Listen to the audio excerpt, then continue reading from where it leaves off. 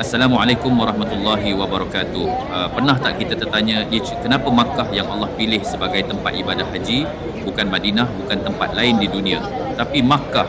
Jawapannya terkandung dalam sejarah kedudukan dan kemuliaan kota suci ini. Pertama, Makkah adalah tempat Kaabah, rumah pertama yang dibina untuk menyembah Allah. Allah berfirman dalam surah Ali Imran ayat 96.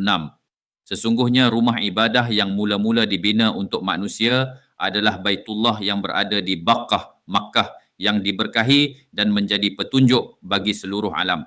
Kedua, Makkah dipilih kerana ia adalah tempat pengorbanan dan ketaatan agung Nabi Ibrahim alaihissalam dan Nabi Ismail alaihi wasallam. Mereka membina Kaabah dan dari sinilah ibadah haji bermula. Ketiga, Makkah berada di tengah-tengah dunia secara geografi. Ia menjadi titik penyatuan umat Islam dari seluruh dunia, tak kira bangsa, warna kulit atau kedudukan.